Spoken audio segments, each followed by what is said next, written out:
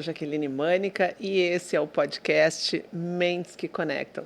E antes de eu fazer as apresentações, eu quero dizer que nós estamos indo para o 23º episódio. E aí eu quero agradecer a todas as pessoas que têm ajudado, têm dado suporte, a todas as pessoas que estão assistindo. Seguido eu escuto pessoas dizendo que escutaram, que aprenderam. Então, tem que deixar, acho que a gente tem que agradecer também. Então, antes de começar, eu quero fazer esse registro e quero fazer o meu agradecimento. Então, aqui gravando nos estúdios da RDC TV, eu estou com convidados. Pessoas que são muito do meu coração, que fazem parte da minha história, da minha jornada profissional. Pessoas que, por isso que eu gosto tanto do mundo do trabalho, porque eu acho que o mundo do trabalho ele nos propicia nos desenvolver e propicia a gente criar vínculos. E são vínculos, as duas pessoas que estão aqui comigo hoje, são vínculos que nós nos conhecemos através das relações, das atividades do dia a dia, mas que hoje é uma parceria, é uma amizade, e a gente continua trocando profissionalmente, aprendendo uns com os outros. Então, né, tirando o suspense, meus convidados aqui é o Charles Lenzi e a Luísa Simon. E o tema da nossa conversa é como é que a gente pode lidar, e respeitar as diferentes culturas, entendendo que a cultura é o jeito de ser das organizações. São todos os hábitos arraigados de uma determinada população, de uma determinada história, de uma determinada empresa. Como é que a gente lida com essas diferenças? E aí, para isso, né, então, para essa conversa, para esse bate-papo, para essa reflexão que é super importante, até onde vai o jeito de ser do indivíduo, da pessoa, a personalidade, até onde vai a personalidade, como é que a gente comunga essas forças, estamos aqui com Charles Lenzi. Charles Lenzi foi meu diretor, meu eterno diretor. Né? Possui mestrado em Administração de Empresa pela PUC do Rio Grande do Sul, MBA em Finanças pela UX, MBA em Gestão e Planejamento Estratégico pela Fundação Getúlio Vargas, além de graduação em Engenharia Elétrica pela PUC do Rio Grande do Sul. Entre 98 e 2008, ocupou diversas posições de liderança no grupo AES e países como Brasil, Índia e Venezuela. Foi diretor superintendente do Grupo Stefani entre 2008 e 2010. Entre 2015 e 2018, foi diretor-presidente da Eletropaulo e CEO, né, diretor de operações da AES Brasil. Entre 2016 e 2017, da Eletropaulo foi entre 2016 e 2017. É membro do Conselho de Administração de Empresas AES Brasil, Braskem e Bevap. E atualmente é presidente executivo da Abragel.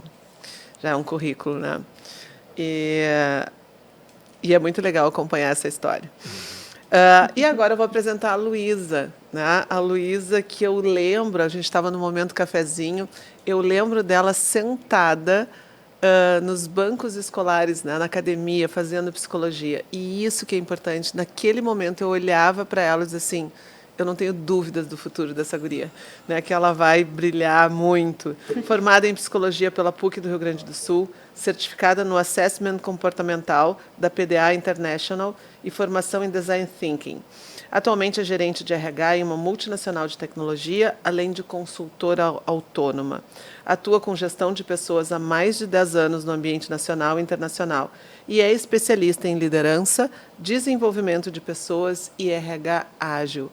E, além disso, é uma cantora que vocês não têm noção. Né?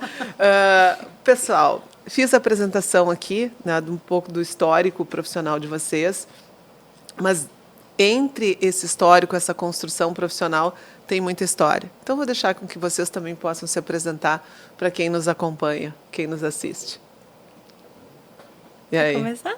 Pode ser? Posso começar? Pode, vamos manter a ordem alfabética. Então, tá bom. Então, em primeiro lugar, já que é um prazer muito grande estar aqui, né, contigo nesse programa, no Mentes que Conectam. Te confesso que é um programa que eu tenho o hábito, né, de assistir os episódios. Acho que chegar ao 23º programa é uma trajetória de sucesso e eu fico muito feliz, né, porque como a gente se conhece, a gente se gosta, a gente já trabalhou juntos, eu vibro contigo com esse sucesso e tenho certeza que isso vai continuar ainda muito, muito para frente. Também é uma satisfação estar aqui com a Luísa, né? Uma pessoa que eu não conhecia, estou tendo a oportunidade de conhecer hoje, então espero, né, Luísa, que a gente consiga passar um pouco de informação, trocar algumas ideias e participar do programa de uma maneira bem legal. Eu sou casado com a Maria Cristina, né? Sou natural de Caxias, tenho 2 filhos, o Bruno, que é arquiteto, o Pedro, que é matemático. Me formei em engenharia eletrônica ainda, na época das engenharias elétrica e eletrônica, na PUC em 1981, e de lá para cá eu construí minha carreira profissional, num primeiro período trabalhando em Caxias do Sul, que é a cidade que eu nasci e onde eu me criei, casei e tive meus filhos, trabalhando em indústrias familiares de lá, né, 2 empresas, uma chamada Intral, muito conhecida, outra Gasola, do setor de metalurgia e utensílios domésticos. E sempre nesse primeiro período trabalhando em indústria de manufatura. Em 98 entrei no setor elétrico no momento de privatização do setor. Então a nossa CE aqui havia sido dividida em algumas empresas, 6 empresas para ser mais preciso. 2 foram privatizadas naquele momento em 97, 2 empresas de distribuição. Uma era a RGE, que atuava na região nordeste do estado, e a outra era a S-Sul, da região centro-sul, que foi onde eu entrei em 98. E de 98 até 2008 eu tive a oportunidade, dentro desse grupo, a AES, de trabalhar em diversos lugares, como Índia, como Venezuela, voltei para o Brasil, né? Trabalhei na S-Sul, trabalhei na Eletropaulo, e aí, enfim, tive uma trajetória de muitos desafios, de muitas experiências interessantes, tanto no Brasil quanto fora, né? E aí, hoje eu sou presidente executivo da Abragel, que é uma associação do setor elétrico, de geradores de pequenas centrais hidrelétricas, e compartilho essa atividade com atividades de conselhos de administração, que é onde eu atuo também. Então, mais ou menos esse é a minha trajetória, e espero que a gente possa conversar bastante sobre isso ao longo do programa. E que é muito legal, né? Porque eu vou escutando essa história e eu acompanhei desde o momento que a gente se conheceu no setor elétrico, que é um setor muito complexo, é um setor onde a gente aprende muito, é um setor muito encantador, muito desafiador, porque é de alta periculosidade, ele é de serviço de utilidade pública. E foi muito bacana poder te conhecer, ter sido subordinada, né, do Charles, e viver realmente assim, acompanhar. E a partir daí a gente se acompanhando, torcendo e vendo. E é muito bom que tu esteja hoje nos conselhos, né, porque vai passando essa experiência também e ajudando outras organizações. E aí, Lu? Vamos lá, então. Muito obrigada pelo convite. Estou feliz demais de estar aqui contigo, com o Charles. Um prazer estar te conhecendo também um pouquinho mais. E, bom, contando um pouquinho da minha história, então. Eu sou gaúcha, natural aqui de Porto Alegre, sou psicóloga de formação. Já atuo aí há 10 anos na área de recursos humanos. Passei por empresas tanto multinacionais, como Dell, como Gerdau, quanto empresas menores também, mais voltadas à área de tecnologia, startups. E a minha grande escola, né, onde eu iniciei minha trajetória foi na Dell, né, então onde eu iniciei como estagiária há 10 anos atrás, e eu sempre tive muita vontade de ter uma experiência internacional, né, então na época eu lembro que eu conversei com um amigo meu da IESEC, que é uma ONG, né, que promove intercâmbios voluntários e profissionais, e eu falei para ele, tenho muita vontade de ter essa experiência, né, fora, mas eu queria fazer isso depois de me formar. Ainda tinha 1 ano, né, para eu finalizar a graduação. E ele disse, nossa, Lu, eu tô com uma vaga aberta para a Dell do Panamá, só que para o time de recrutamento e seleção, então para o RH, só que tu tem que estar lá em no máximo 2 meses. E aí eu estava com 21 anos na época, eu nunca tinha viajado de avião, eu não tinha passaporte, nada. E eu pensei... Eu lembrei de uma expressão que o meu pai sempre utiliza, que ele fala, cavalo encilhado não passa 2 vezes. E que a gente tem que aproveitar as oportunidades, né, que a vida dá. E eu pensei, vou tentar. Tentei, participei do processo, passei e fui para o Panamá. Fiquei 1 ano lá. Foi uma experiência que me transformou enquanto profissional, mas principalmente enquanto pessoa. Assim, acho que adquiri diversas skills, né, e habilidades que eu trouxe até hoje, né, na minha trajetória. Quando eu voltei do Panamá também, me experimentei aí morando numa outra cidade dentro do Brasil. Então, eu morei 3 anos em Florianópolis, trabalhei em empresas de tecnologia lá. Então, quando a gente fala de diferentes culturas, né, tive a oportunidade de olhar também para fora do país, mas uma cultura dentro do nosso país, só que um estado, né, diferente, que já muda, né, um pouquinho da perspectiva das pessoas. Então, um pouquinho dessa minha história. Hoje eu estou como gestora da área de pessoas, né, de RH, de uma empresa global no setor de cibersegurança. Então, trabalhando pela primeira vez 100% remoto, que também é uma experiência bem diferente.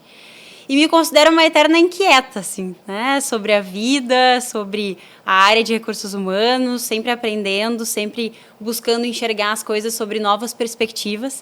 E estou aqui também para aprender com vocês, com o Charles, com a Jaque. Um prazer enorme estar aqui com vocês hoje. Eu estava pensando, né? Eu disse assim, esse vai incendiar.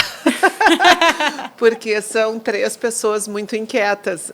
E quando eu estava pensando nos temas da importância da gente falar sobre cultura, na hora eu disse assim, nossa, o Charles e a Luísa. Porque vocês viveram tudo isso na pele.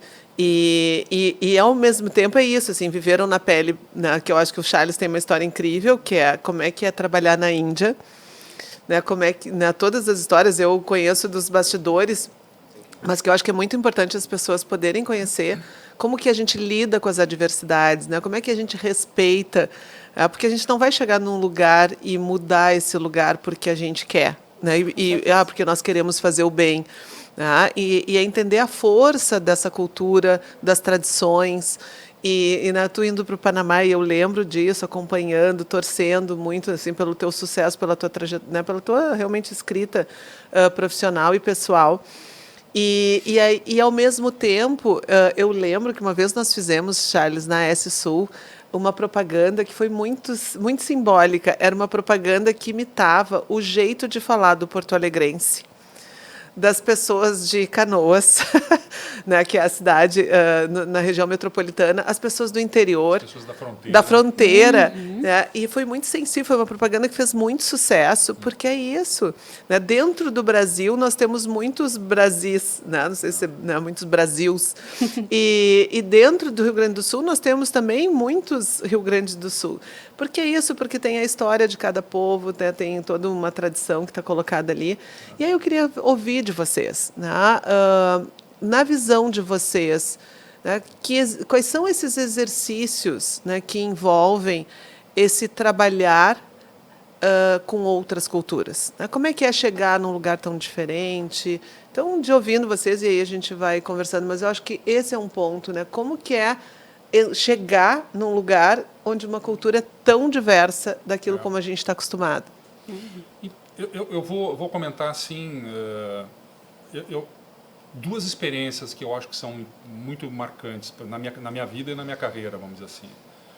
Porque, vamos dizer assim, eu acho que a gente não consegue se desconectar do mundo profissional e da vida pessoal. Essas coisas estão sempre muito, pelo menos para mim, elas estão sempre muito relacionadas, interligadas e conectadas, né?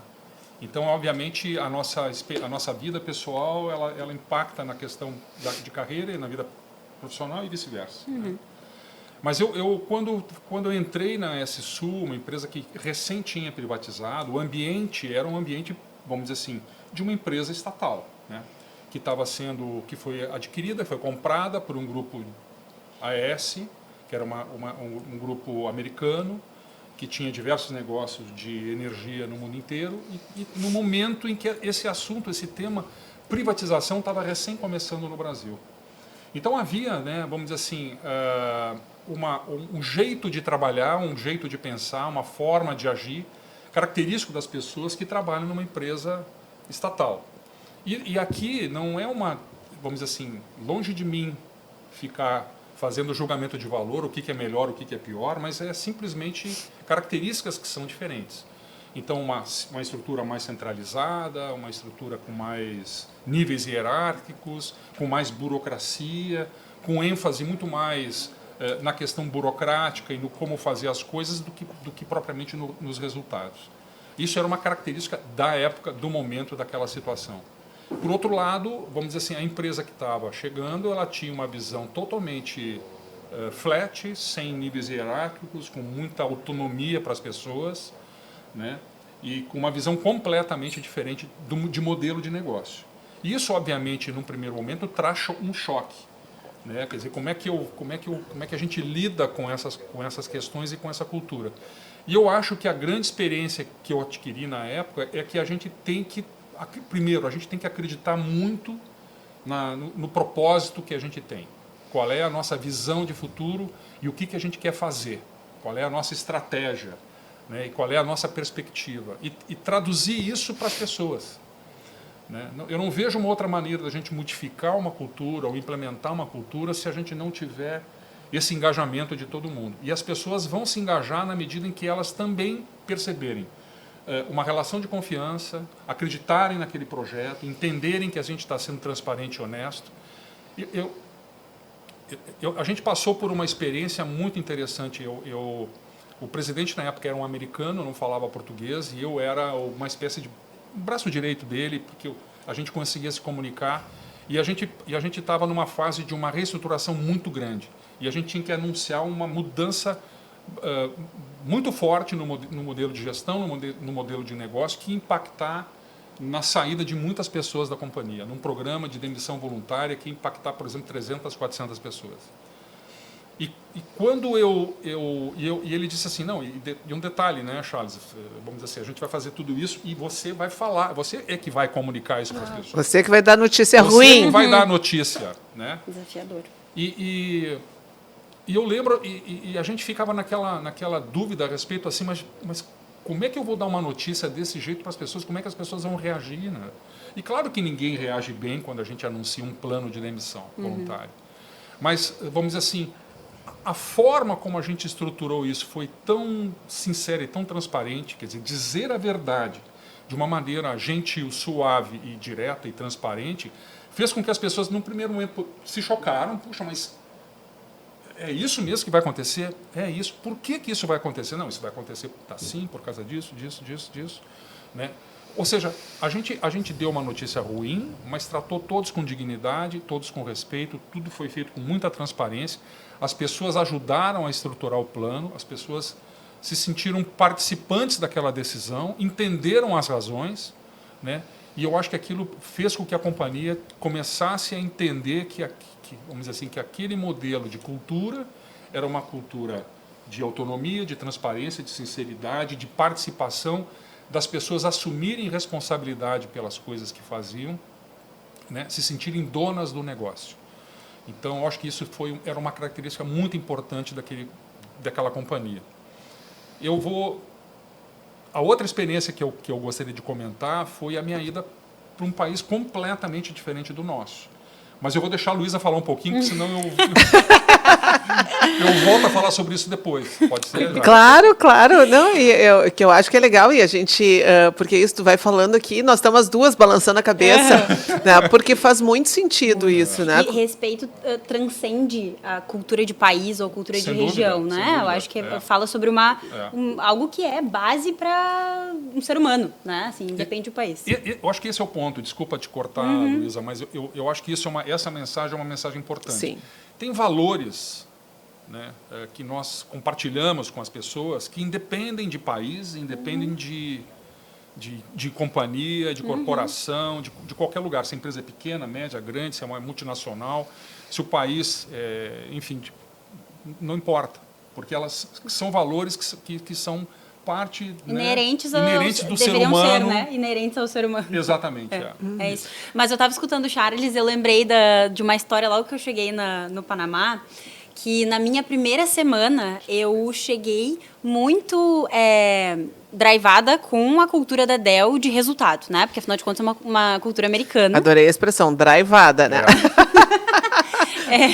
Direcionada, né? Eu vim com essa cultura. Vou anotar no meu caderno. Eu vim com essa cultura muito forte da Dell aqui em Brasil, né? De uma empresa americana que tinha um foco muito grande em resultado. E eu cheguei querendo dar o meu melhor, né? Tava bem novinha, 21 anos, queria fazer acontecer, dar o meu melhor ali enquanto profissional.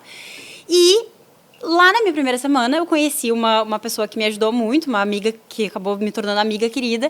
E eu já cheguei conversando com as pessoas muito com foco na tarefa, né, na minha primeira semana, querendo fazer as coisas acontecer.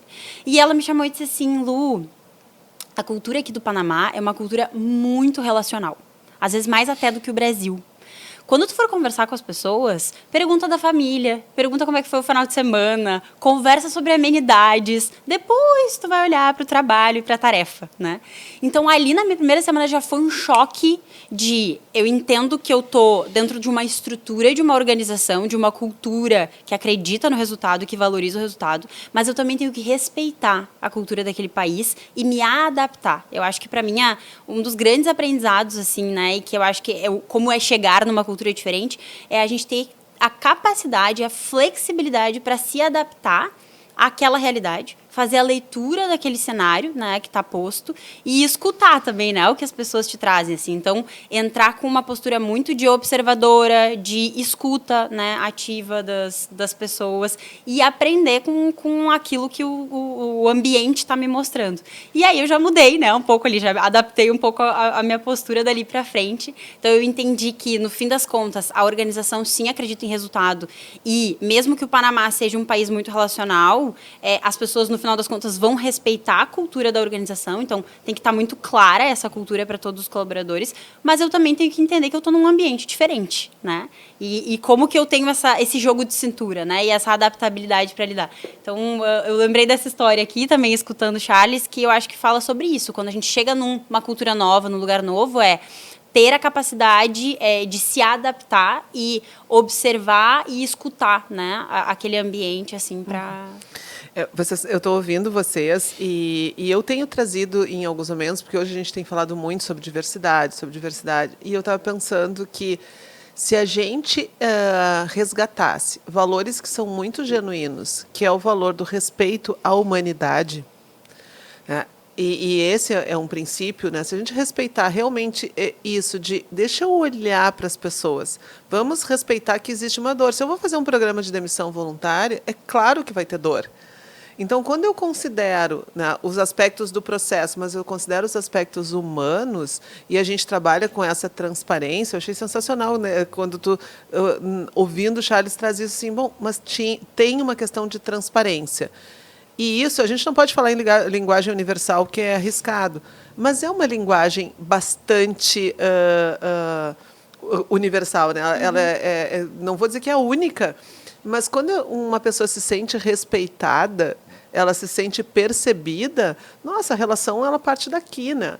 E olha que coisa fantástica isso, né? Porque tu está indo lá e tu está chegando e aí fala sobre um país que tem acolhimento e daqui a pouco tu tem um anjo na tua vida que diz assim, olha, deixa eu te acolher aqui também, né?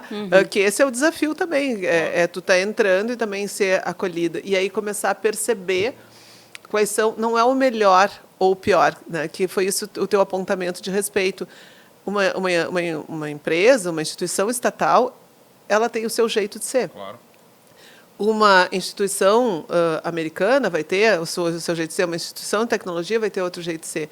E a gente comungando com esses fatores todos, né? E a cultura indiana, Charles. Então, que isso ele ainda vai escrever um livro sobre esse episódio. Ele junto com a Christine, né, que é a Tini, né, que é conhecida, porque realmente eu acho que esse é um outro ponto, né, das relações. E até a gente estava comentando antes aqui no bastidor, né, sobre essa experiência, vamos dizer assim, e eu acho que o processo de tomada de decisão, né, de ir para lá, foi uma coisa muito interessante, porque e talvez seja assunto para um próximo programa, porque é uma coisa interessante da gente compartilhar. Porque uma coisa e também são situações diferentes, né? Uma coisa é a Luísa, por exemplo, que teve um convite para ir para fora, com 21 anos, e o processo de tomada de decisão dela, olhando para ela como pessoa, como indivíduo, e eventualmente, como enfrentar essa oportunidade, como ir para um lugar diferente, uma cultura diferente, uma experiência diferente profissionalmente, né? E como isso impacta a vida dela. Outra coisa é a gente com família, né? Com esposa que tem carreira, que também tem seus planos, também tem seus sonhos, também tem as suas ambições, e de repente a gente recebe alguém, né? Ou o marido ou a esposa recebe um convite para ir para fora, e a gente tem que tomar uma decisão em conjunto, junto com a esposa, junto com os filhos, né? e ainda mais assim, indo para um país que tem, de fato, uma característica muito diferente da nossa. Né? A própria Índia, se a gente olhar dentro da própria Índia, é um país com milhares de idiomas e dialetos diferentes. Só para a gente ter uma ideia, assim, tem, vamos dizer assim, 64 idiomas que são dados em escolas em diferentes estados. Então, para a gente ter essa noção assim, do que impacta e o que é. Né? De diversas culturas, diversos hábitos, diversas coisas. E essa experiência foi riquíssima, porque, em linhas gerais, né, a empresa para onde eu fui trabalhar também era uma empresa recém-privatizada, dentro de um contexto, né, de melhorar o setor elétrico lá. O Banco Mundial estava financiando esse projeto. Era um desafio gigantesco, porque a empresa estava numa situação muito difícil, muito complicada. Né? Muitas pessoas assim, com pouca habilidade, com pouca expertise técnica para desenvolver os trabalhos. A empresa abandonada, então, vamos dizer assim, pouquíssima manutenção, muitos problemas. Né? De fato, assim, um desafio gigantesco. E, vamos dizer assim, cereja do bolo, o que era? Ela tinha passado 3 meses antes de eu assumir a presidência, tinha acontecido lá um ciclone, classe 5, que é algo similar ao Katrina, que tinha destruído 50% dos ativos da empresa. Imagina, ventos de 300 km por hora durante 24 horas, morreram mais de 10 mil pessoas, oficialmente. Né? A capital do estado ficou, imagina, 30 dias sem energia, para a gente ter uma ideia. E esse era o cenário que eu encontrei lá. Então, uma dificuldade muito grande, além de todas as questões, por exemplo, de comportamento, né? Vamos dizer assim, valores diferentes, ideias diferentes, concepções diferentes, né? Pessoas assim que se sentiam completamente abandonadas vamos dizer assim, um nível de performance, nível de qualidade, um nível de exigência, né, muito baixo. Né? O nível de tolerância com relação às coisas também é muito baixo. Então, de fato, a empresa estava numa situação muito complicada. E aí combina com isso, né, a necessidade de fazer uma reestruturação, quase que uma revolução para mudar tudo, né, para começar a implementar ideias novas, projetos novos, melhorias, indicadores, cobrança, sistemas. Vamos dizer assim, a cobrança era ainda manual, as pessoas batiam na casa do cliente para cobrar, né, a conta de luz. Enfim. E num país que, por mais que tenha sido proibido o regime de castas, ele ainda existe. Então, a gente que é de fora não consegue identificar quem é da casta A, da casta B, quem é da casta C. Até porque, para nós, é indiferente esse tipo de coisa. Mas entre eles existe esse código de comportamento, de conduta, que é bem complicado para a gente interpretar e entender. Então, vamos dizer assim, dentro desse cenário, eu levei assim pelo menos uns 3 meses para cair a ficha e entender onde é que eu estava, né, do ponto de vista, porque a gente vai, vamos dizer assim, primeiro com muita humildade, eu acho que isso é uma coisa fundamental, né? A gente não está aqui para ensinar as pessoas a fazerem coisas diferentes do que elas estão acostumadas, mas a gente está aqui para influenciar. Né? E o bom exemplo, eu acho que é fundamental. Né? Acho que esse processo de levar um jeito novo de trabalhar, ele tem que ser através dessa forma de influenciar pessoas, positivamente. Né? Eu tenho que mostrar para as pessoas, desenhar para as pessoas um horizonte que certamente tem que ter uma visão que todos acreditem que vai ser muito melhor do que hoje. A gente vai ter percalços, a gente vai ter desafios, a gente vai ter decisões difíceis a serem tomadas durante esse processo, durante esse percurso, mas são importantes para que a gente atinja o nosso objetivo. E a gente só vai conseguir fazer isso em equipe. Não tem como fazer isoladamente. Então, eu acho que essa coisa de levar assim, esse olho no olho, né, essa sinceridade, essa lealdade com as pessoas, né, e, obviamente, nem tudo são flores, né, Jaque? Muitas vezes a gente tem que... o inglês, né, o americano, usa muito o accountability como uma expressão que quer dizer, né, assumir a responsabilidade e ser responsável pelas coisas. Então, essa coisa de cobrar, né, o resultado, o accountability, o processo, chamar as pessoas na responsabilidade também são decisões que a gente, né, como líder, muitas vezes tem que tomar. Então, foi uma experiência assim riquíssima para mim, pessoalmente, profissionalmente. Né, eu acho que foi um grande marco divisório, vamos dizer assim, na minha carreira, sobre vários aspectos. Mas tem essa coisa. Só para encerrar essa parte assim, né, as relações com o governo, as relações de confiança, a relação com as pessoas, com os clientes, a percepção de tudo isso é muito distinta. Eu lembro a primeira reunião que eu tive assim com um grupo de 50 gerentes e supervisores da companhia, né? A gente ficou numa sala, todos, né, num círculo de pé, e eu me apresentei e digo: meu nome é Charles, eu sou do Brasil, eu estou chegando aqui agora, sou o novo presidente da companhia, e eu gostaria que cada um de vocês se apresentasse também, fosse falando. E aí tinha uma senhorinha que ia servindo um café para a gente e tudo mais. E eu lembro, assim, quando chegou no terceiro ou quarto que estava se apresentando, eu pensei assim, e lembro disso como se fosse hoje. Eu disse assim: eu jamais vou conseguir decorar o nome dessas pessoas. Porque, sabe, é tudo diferente. Né? O Pramod Kumar Sahu era o P.Q. Sahu. Né? Então, e assim, essa coisa ia, sabe? Deixa eu te contar, então, que legal, que incrível, assim. Obrigada por compartilhar. Obrigada por compartilhar essa história. E tu comentou do nome. Eu queria só pegar um recorte aqui da tua fala que eu achei muito interessante, da questão da humildade. Porque quando a gente também está recebendo uma cultura nova dentro da organização, como atualmente, né? Eu estou contratando pessoas do mundo todo, né, nessa minha empresa. Então, estou contratando pessoas da Europa, dos Estados Unidos, e eu tive a oportunidade de trazer um colaborador novo da Arábia Saudita no ano passado. Então, nunca imaginei que eu fosse ter que me adaptar, me flexibilizar para eu entrevistar pessoas de lá, né? Então, até a minha vestimenta eu tive que, né, adaptar para fazer a entrevista das pessoas, né? Talvez botar uma roupa um pouco mais fechada, né? Enfim, para aquele momento. Mas nas entrevistas eu sempre pergunto se eu estou soletrando corretamente o nome. Eu lembrei disso, né? Porque são nomes muito diferentes das pessoas de lá dessa região. E aí a gente tem que perguntar como que a pessoa se sente confortável em ser chamada, né? Então, o ponto para mim que entra da humildade é quando a gente está conhecendo uma cultura nova ou recebendo alguém de uma cultura nova, a gente tem que saber que as nossas verdades, elas não são verdades absolutas.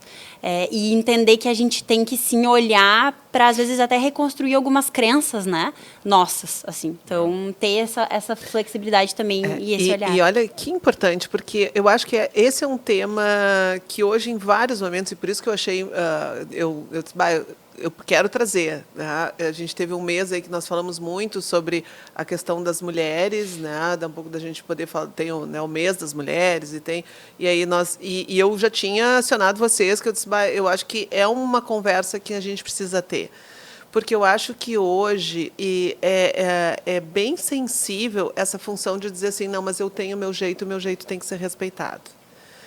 Então, nós temos uma voz que fala sobre a importância da autenticidade e do eu, né, o valor do eu, e realmente tem um valor, mas também tem essa que é o valor do outro.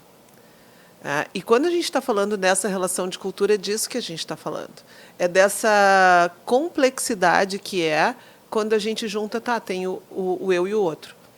Então, assim, olha que interessante tu dizer isso, que dá um pouco... Eu estou entrevistando, é uma relação assimétrica. Tu estás contratando, então é assimétrico, porque tu tá avaliando, está escolhendo. E aí, no momento que tu está entrevistando uma pessoa que vem de uma cultura e que isso é algo muito genuíno, é algo muito arraigado, é do país, da formação dessa pessoa, tu toma alguns cuidados, né? Olha que fantástico isso. E às vezes, eu acho que essa é algo que está faltando um pouco dessa sensibilidade. É a gente compreender que empresas têm culturas distintas. E que entendeu? Assim, tem culturas, claro que nós temos pontos de melhoria, porque a gente tem que olhar e o mundo tem que evoluir, mas a gente não faz no facão. A gente não faz por imposição. É uma relação que tem que ter todo um cuidado, né? E dentro disso, assim, porque vocês estão falando e parece tão natural, mas quais foram as competências? Nós estamos falando, tá, ok, teve transparência, mas qual foi a ginástica emocional que vocês tiveram que fazer para ter esse senso? Porque eu fico imaginando, né, Charles, tu ali, vamos nos apresentar. É uma ação que tu tem em várias empresas do Brasil, foi isso que foi te fazendo crescer. E daí um pouco começa, vamos nos apresentar, e aí dá um pouco as pessoas começam lá com, sei lá, como é que é o nome que tu falou, do que tu lembra? Pramod Kumar Sahu. Pramod Kumar Sahu. Imagina, isso já trava, tu não consegue nem escutar mais os outros, porque tu já travou no primeiro. Então, e olha que interessante isso, dizer, meu Deus, como é que eu vou lembrar o nome das pessoas? E como é que eu vou falar o nome das pessoas? Né? E que ginástica emocional é essa que vocês tiveram que ter?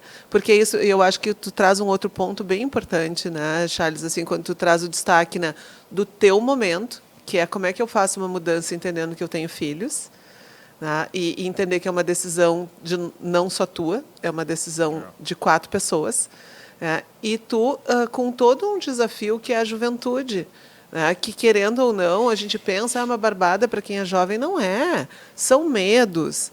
Tem toda Sim, uma mulher também num país diferente, muito nova, cheguei sozinha, não conhecia ninguém. Então, tem várias... Eu acho que em ambas as situações, apesar de serem situações muito diferentes, eu acho que requer coragem da gente, né? Requer coragem, assim. Então. Eu acho que essa palavra é uma palavra-chave, né? A gente não implementa a mudança sem vontade. E, às vezes, o desafio é tão gigantesco que não basta só vontade, a gente tem que ter coragem de fazer. Né? Então, acho que isso é uma questão importante também. Mas eu acho que até sim, porque o que leva a coragem? Né? Porque é isso, assim, ok, tem que ter a hora... Onde...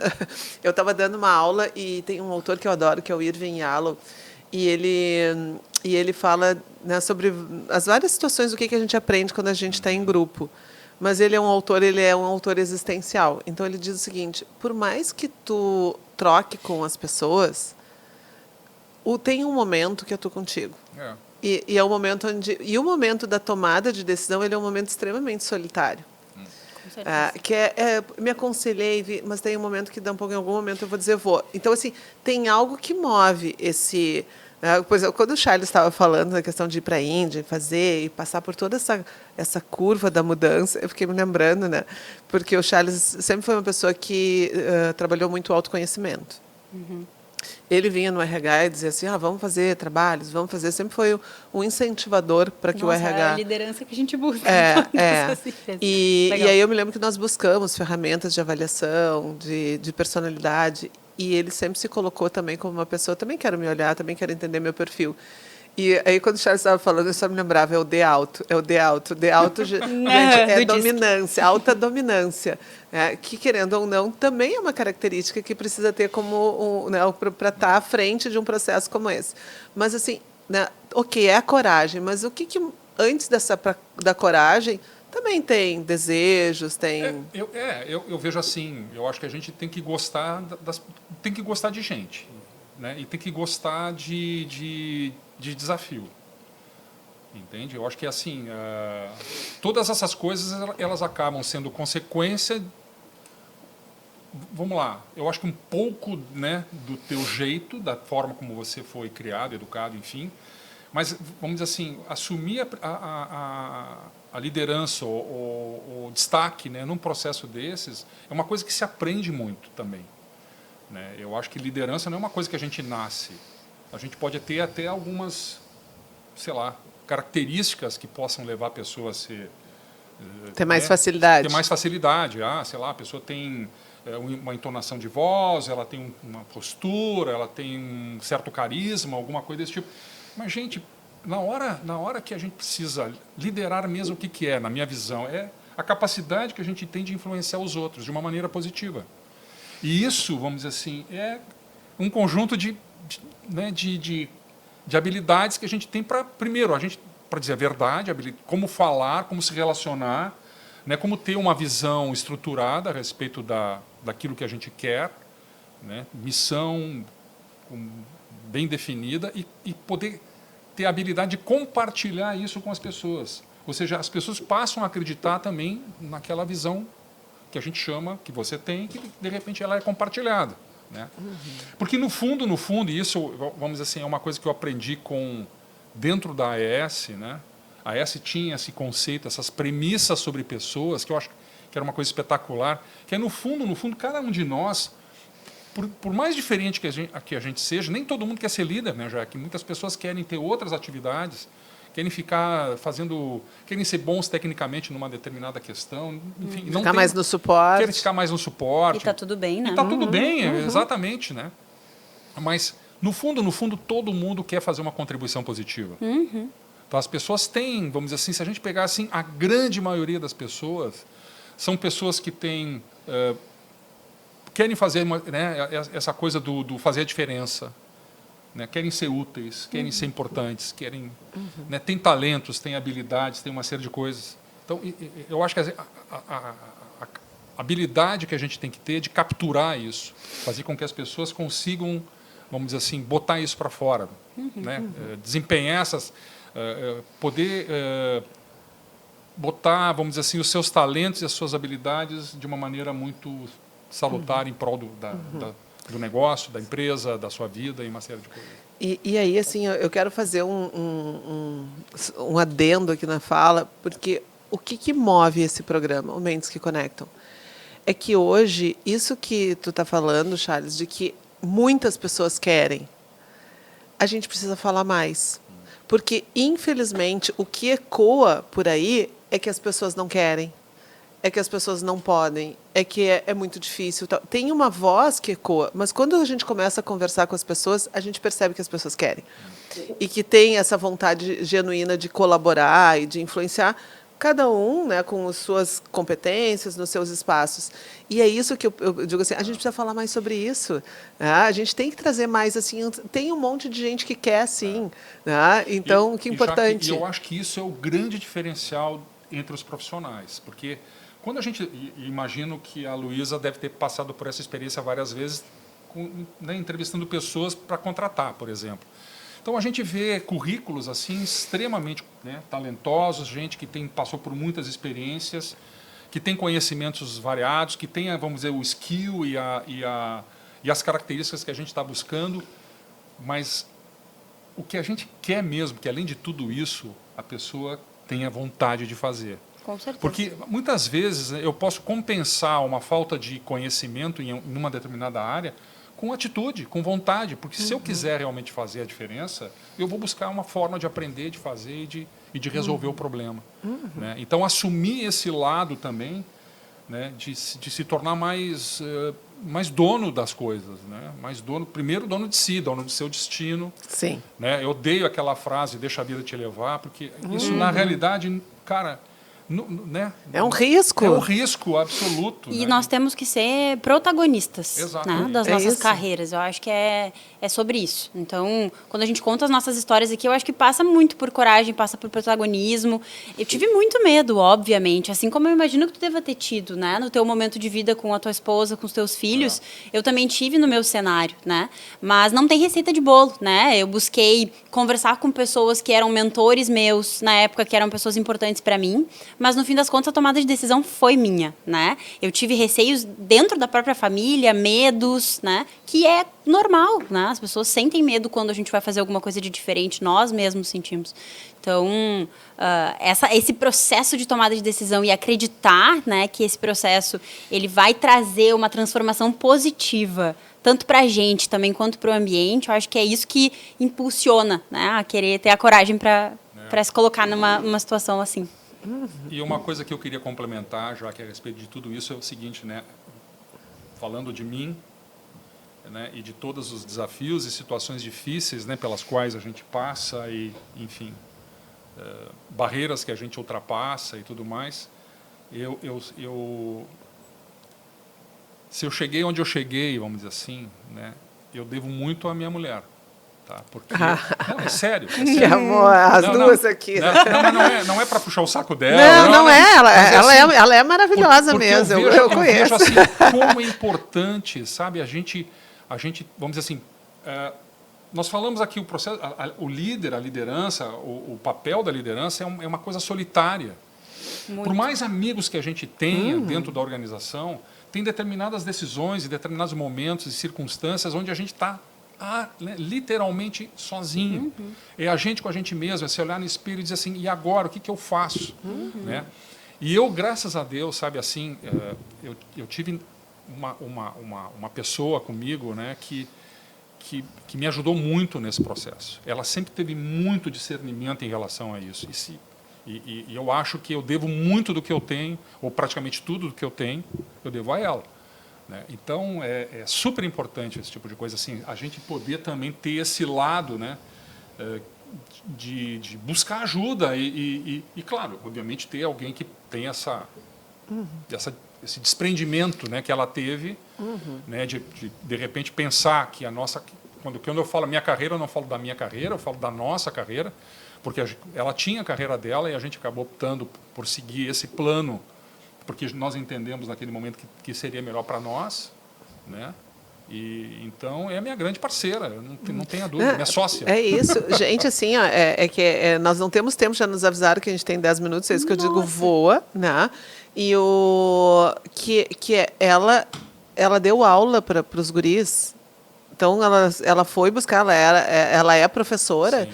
E ela fez todo o processo de alfabetização dos guris nesse período. Então, imagina, né, o desafio que é. Bom, né, então já não é mais 10, o pessoal já me avisou que é 5, né, porque quando eles avisaram que era 10, eu estava escutando vocês aqui. Pessoal, assim, nos encaminhando para esse momento final, né, eu acho que vocês estão trazendo esses aspectos que é a persistência, porque claro que dá medo, claro que dá vontade de parar, né? Mas o quanto que teve essa motivação assim de perseguir os sonhos de vocês. Eu sempre tenho trazido no programa esse momento mais de fechamento, de vocês poderem fazer meio que uma mentoria, que é o conselho, né? Um conselho para pessoas que estão vivendo situações de estar entrando em companhias com as suas culturas, de pessoas que querem fazer transições e talvez migrar para outros países, outros estados. Então, o que vocês deixam como dicas para as pessoas que estão nos ouvindo aqui poderem viver essa relação com a diversidade cultural? Posso começar, Luísa? Pode começar. Então, eu vou dar um conselho assim, que, enfim, eu me sinto muito pouco à vontade de ficar dando conselho, sinceramente, né? Mas vamos dizer assim, aquela conversa que às vezes eu tenho com meus filhos a respeito desse tema, né? Olhando assim, eu acho que as pessoas têm que ter um grau de insatisfação proativa, que eu chamo, sabe? Consigo mesmo. Aquela vontade de crescer, de ser melhor, de ser mais, de aumentar os seus conhecimentos, de fazer mais contribuições para a sociedade, né? De ser mais feliz. Então, eu vejo assim, a gente tem que ser ambicioso, né? A gente tem que acreditar, né, no seu potencial, nos seus sonhos. Eu acho que sonhar é uma coisa muito importante, mas sonhar só não é suficiente. A gente tem que fazer por merecer. Arregaçar as mangas. Tem que arregaçar as mangas, né? Então, desenhar seus objetivos e traçar planos e executar.